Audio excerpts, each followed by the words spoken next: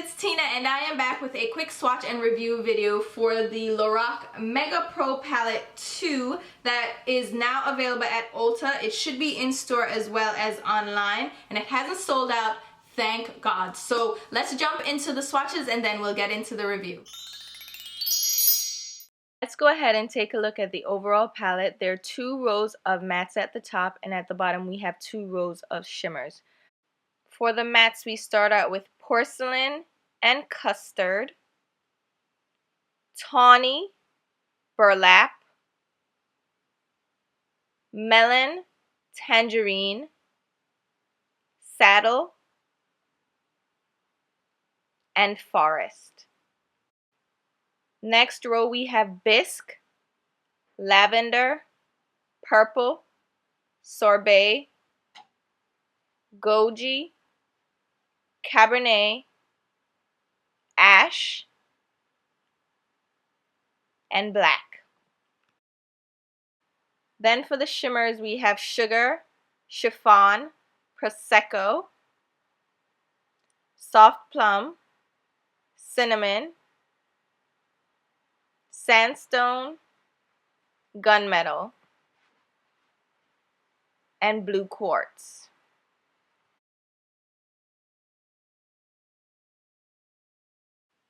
And then in the last row we have Moonlight, Seashell, Peony, Dark Sienna, Penny,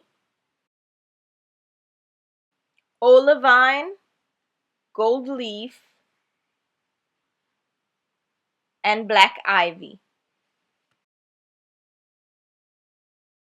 Let's go ahead and start out with the first row of mattes. First up we have the shade Porcelain, which is a matte ivory shade. It's really creamy, really buttery, and has good pigmentation.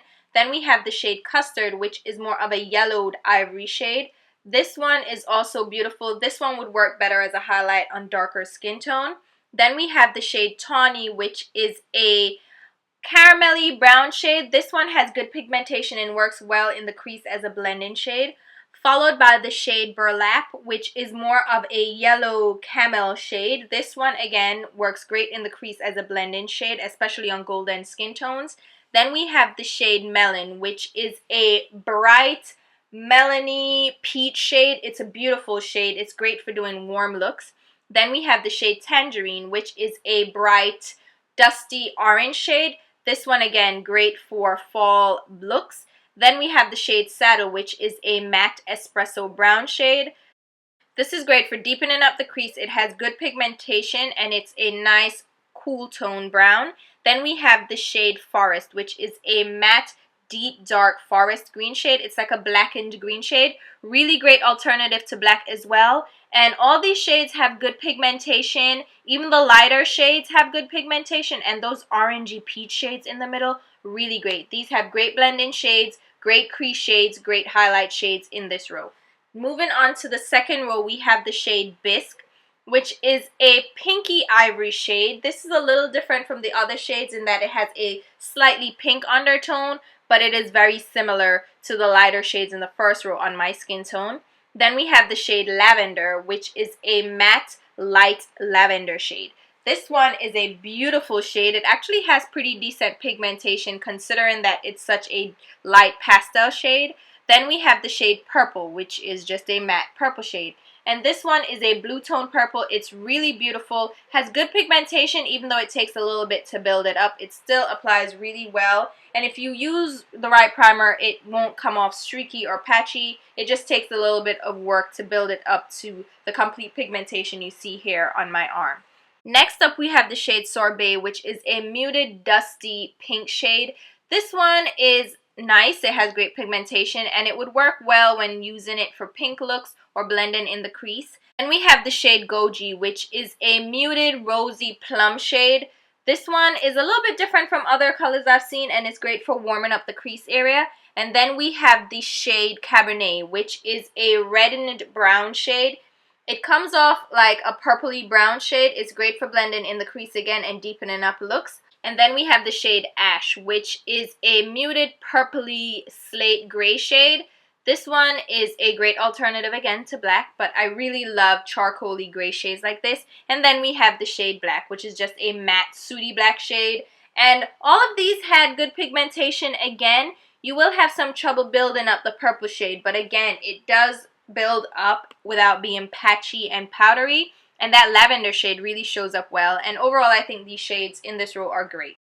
Here we have both rows matched up against each other. As you can see, the three light shades are very similar in tone, but you can use them as highlights or to lighten other shades. And we have some great blend-in shades as well. And there's smoky shades to create a variety of looks. So I think these matte shades actually do come together pretty well in this palette. Moving on to the shimmery shades, we'll start out with this shade Sugar, which is a shimmery light yellow-based ivory shade, really beautiful.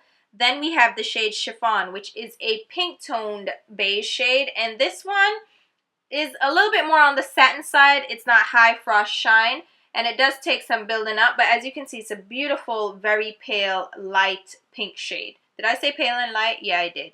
Next, we have the shade Prosecco, which is a very icy champagne shade. It's really beautiful. Love it. Then we have the shade Soft Plum, which is more of a neutral beige shade. It has a hint of purple to it. Really beautiful as well. Then we have the shade Cinnamon, which is a golden cinnamon shade. It's a beautiful shimmery color to put on the lid. And here we have the shade Sandstone, which is a silvered taupe shade. It is a very light taupe shade. Really beautiful, great pigmentation. And here we have the shade Gunmetal, which is a gunmetal silver shade. It's a little bit more of a light shade. It's not really a deep silver shade. And then we have Blue Quartz, which is the bright pop of blue in the palette. It takes a little bit of building up, but it does come off really nicely. It's not a highly pigmented shade. And here we have those shades in the first shimmery row. They're really beautiful. They all have great pigmentation, except for the blue one that takes a little bit of building up. Moving on to the second shimmer row, we have the shade Moonlight, which is a very pale yellow shimmery shade. It's a beautiful shade. It works really great as a highlight. Then we have the shade Seashell, which is more of a peachy tone ivory. This is really bright and shimmery as well. Then you have Peony, which is more of an intense peach undertone. This one is really beautiful. All three of these are gorgeous. Then we have the shade Dark Sienna, which is kind of a reddened bronze shade or a reddened brown shade. Really beautiful shade. And then we have Penny, which is a dirty vintage gold bronze shade. Here we have Olivine, which is a green toned or olive toned taupe. Really great pigmentation. And here we have Gold Leaf, which is a bright yellow gold shade. Nice pigmentation again. Then we have, last up, Black Ivory, which is a matte base with golden shimmer throughout it. I don't think this is a complete shimmer shade. Overall, I think this row performed well. The shimmer shades are really pigmented. This row is probably the most pigmented of the two, and I really love the shades in this. You have your bronzes, your golds. You just have a complete selection of shades to choose from. And here are those two shimmer rows next to each other. As you can see, the light shades are very similar to each other, but you have enough nuances that you can use them differently. I think they're all beautiful with great pigmentation. Alright, so now that you've seen the swatches, let's go ahead and jump into the review. The LORAC Mega Pro 2 palette comes packaged like this. So you have a nice silver and blue box, which I think is just huge for no reason because this is the size of the palette. Yeah, and I was like, wait, what else is in here? Nothing else is in here. So it says, Go Pro with LORAC Mega Pro 2, created by celebrity makeup artist Carol Shaw. This limited edition Pro Artist palette is the sequel to original best-selling Mega Pro palette. Double the size of the original Pro palette, the Mega Pro palette is loaded with 16 shimmer and 16 matte eyeshadows to add to your collection of Pro shadows. LORAC's velvety-smooth shadows are infused with smoothing botanicals and are ultra-pigmented to perform wet or dry, so you can shade, shadow, line, and define your eyeshadows. Define your eyes like a pro. So the LORAC Mega Pro Palette 2 is exclusively available on Ulta.com and in Ulta stores. And it retails for $59 for 32 eyeshadows. However, the net weight of this is 0.45 ounces. So each eyeshadow is about 0.014 ounces. That means they're pretty small. They're pretty pretty tiny eyeshadows. As you can see in the palette itself, you can see that they're pretty tiny eyeshadows. By comparison, the eyeshadows in the regular Pro Palette, so the miniature ones, Pro Palette 1 and 2, actually contain 0.005 ounces more, which is 30% more than each of the eyeshadows in this. So just bear that in mind if you're thinking about it size-wise. And I never usually run out of eyeshadows in a palette, to be honest with you. But if you love a shade and you use it daily, you're gonna run out of it a lot sooner than you would expect or anticipate because they are a smaller sized eyeshadow. So let's go ahead and take a look at the packaging. The palette is, as usual, in this really sleek, thin cardboard packaging. It is a marine ultra blue. It is so gorgeous. I love this kind of blue. And on the front you have LORAC Pro Mega 2 palette, so in silver, and then on the back you just have this size. The palette itself is magnetized to hold it closed, so there's no clasp or anything to really secure it, but the magnet is pretty secure, so I don't worry too much. Inside the palette you do have a mirror. It is not a full-size mirror, but it's about a 3/4 size mirror, but the palette does fall over like that. So you'd have to prop it up or hold it in your hands if you were intending on using it while applying your eyeshadows. And then the eyeshadows themselves are laid out in 4 rows. You have 2 rows of all matte shadows and then 2 rows of shimmer shadows. And the eyeshadow names are printed on the palette itself in silver, which is a really handy thing for bloggers and YouTubers. But they have light shades, so they start with light shades. It's a gradient, so it's lighter to deeper shades. And there are a few highlight shades in here, quite a few, and a couple of blend-in shades, transition shades. You have a black, which is a necessity. You have a deep brown. You have a great assortment of colors in here. To be honest, most palettes this year are priced around that $59, $60 mark, so this palette is not significantly priced higher than any other palette on the market. However, other palettes are going to have more product in there overall. They may have less shades, but they're going to have more product because it's more of a bang for your buck, but it's a trade-off. Do you want more product or more of a shade selection? So it's up to you what you think. The Makeup Forever eyeshadow palette, the Smashbox palette, the Urban Decay Vice 4 palette, they're all priced around that $59, $60 mark.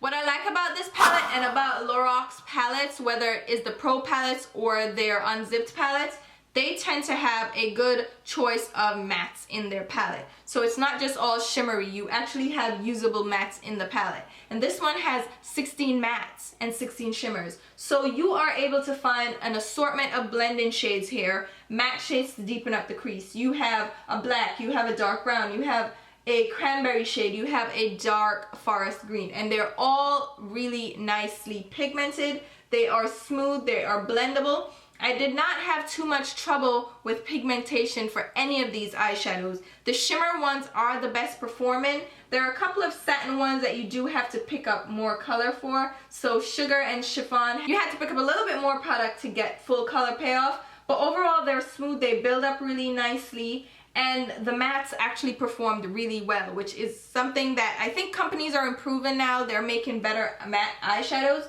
But I did not have a problem with these matte eyeshadows blending in the crease. The one thing that people complain about is that these eyeshadows from LORAC are powdery, and because they're so soft and creamy.